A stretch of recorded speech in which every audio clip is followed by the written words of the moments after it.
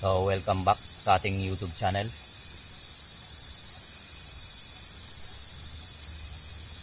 So hunting video po tayo ulit. So bali ito yung pinakamalayong hunting site natin kasi kailangan pa nating gamitin yung motor natin para di tayo abutin ng tanghali sa paglakad.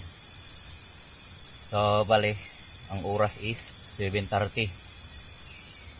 So tinanghali pa rin tayo kahit nagmotor tayo kasi medyo tinanghali tayo ng gising. So, sa mga bago pa lang sa ating YouTube channel, paki-subscribe at saka always click yung notification bell para always updated sa ating mga hunting videos.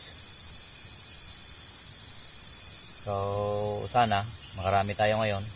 So as usual, alimukon at saka wild chicken yung marami dito, guys.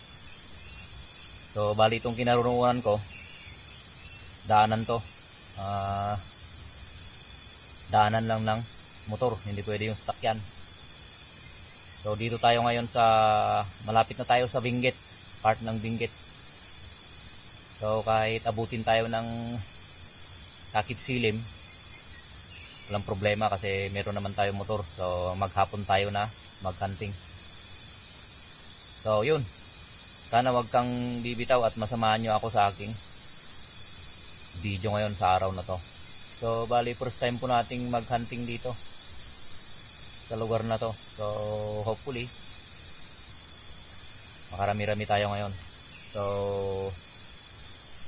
update ko lang kayo, guys, kung ano yung kaganapan natin sa araw na to.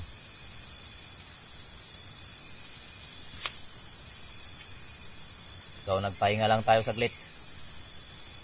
Saka i-ready natin yung mga side shot natin. So ayan, dito na tayo sa ating hunting site. Bali dito na natin iiwanan si Kelix. So mag-ready na tayo. Kailangan pa nating mag-set ng mga side shot natin. Okay, so watch out na lang sa ating mga kaganapan. So tara, pulutin natin yung unang tira natin. Wild chicken yung unang patama natin, guys. So ito siya, buhay pa siya, hindi siya napuruan pero hindi na nakatakbo. So tinira po natin ng more than 50 yards. Ang layo. Doon ako sa taas pumuesto, tapos doon ko siya tinira sa baba. Lupit tinamaan natin.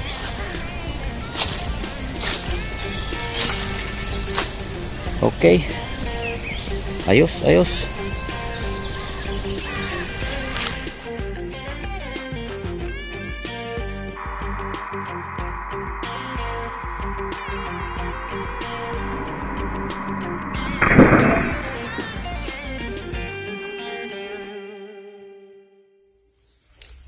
So, ipipwesto natin yung video natin dito, guys. Tapos patutunugin natin yung Bluetooth speaker. Kasi dyan sa baba, may mga wild chicken dyan, guys. May tumitilawak dyan. So, mag-abang tayo. Mag-abang tayo ng mga 10 to 15 minutes. So, isit lang natin yung camera dito, guys. Yan. Tapos dyan ako pwesto. Dyan. Okay, so abangan natin.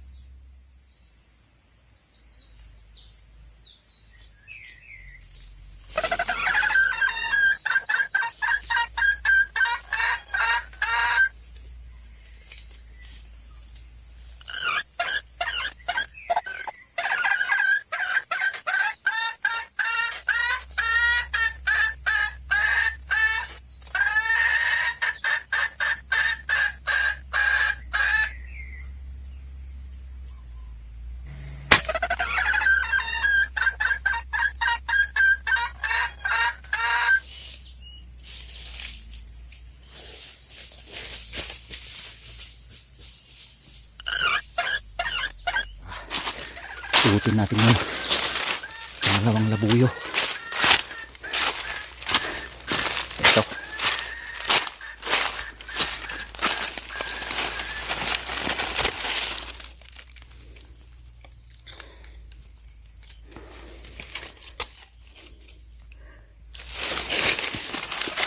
Tandang. So ito yung pangalawa natin guys. So matanda na to guys. O tignan nyo yung tari o. Ang haba.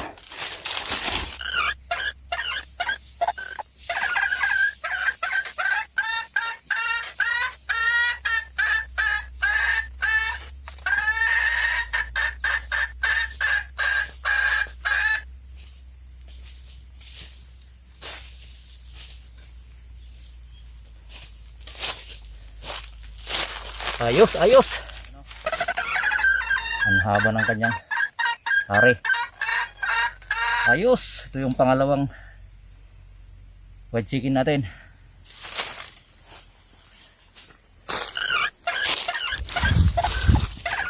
Kunin na natin yung Bluetooth speaker natin. Yan yung Bluetooth speaker natin. Yan. Bali sinapit ko dito. Tapos doon tayo pumesto kanina. Yan, ganun lang guys. Tapos dito ko naman siya tinira kanina. Yan. So, ayos. Yan, nakadalawa na tayo. So, sa tingin ko, pwede na tayong uwi. Ayos na. Wild chicken ulit. Pang tinula. So, maaga pa naman, alas 3. So kahit gabihin tayo, hindi bale, meron tayong service dyan, iniwan natin sa baba. So lipat tayo ng pwesto guys. Yan, so ito yung nakuha natin kanina. Kaninang mga alas 10 siguro. So akala nyo guys siguro madali yung maghunting ng wild chicken. Napakahirap guys. Talagang dahan-dahan ka dito na paggalugad dito sa kabundukan. Yan, dapat huwag kang gagawa ng anumang kaluskos habang naglalakad. Kailangan pakinggan mo maigi yung sa paligid mo pag nandito ka sa gitna ng mga kakahuyan. Kasi pag may narinig ka na kumakaluskos, yan, dahan-dahan ka guys. Abutin tayo ng 5 to 10 minutes, kahit hanggang 15 minutes yan guys. Kanina meron tayong unang naramdaman na wild chicken dyan sa baba, kaso napakailap nila guys. Malayo pa lang tayo, wala na. Naramdaman na nila yung paglapit natin. So ganun guys, kahirap talaga. Kaya lumipat ulit ako ng ibang pwesto. So ito, yun. Natsambahan natin yung wild chicken na lumapit. Kasi yun nga, nagpatunog tayo ng Bluetooth speaker natin. Nagtawag tayo. So yun. So napakahirap guys. Sa maghapon guys, nakadalawa lang tayo. So shout out sa mga kapwa natin na hunter dyan. So alam kong alam nyo guys kung gaano kahirap at gaano kailap ng mga labuyo. Napakailap nila guys. Hindi sila basta-basta makukuha. O kailangan mo talaga ng dahan-dahan. Bawat hakbang mo guys ay talagang kailangan tahimik. Hindi tayo lilikha ng anumang ingay. Kasi ito nga, yung mga tuyong dahon guys, pag inapakan mo, maingay. So kailangan dahan-dahan ka para di ka maramdaman ng wild chicken. So yun guys. So lipat tayo ng pwesto. Punta tayo dyan sa bandang baba. So stay tuned lang guys. Maaga pa naman. So kanina, doon tayo pumuesto kanina. Doon natin nakuha yung lalaking wild chicken. And so lipat ulit tayo. So bagong hunting site natin dito guys. Ano, lipat tayo dito sa kabila. So marami sila dito guys, maraming wild chicken, pero kahit marami, hindi basta-basta, hindi natin basta-basta sila makukuha guys. Napakailap nila. So kailangan natin magdahan-dahan. Ayan, bawat bawat yapak ng paa natin dapat hindi masyadong maingay. So yun, so stay tuned guys, tayo nga tayo saglit, mag-stock muna tayo.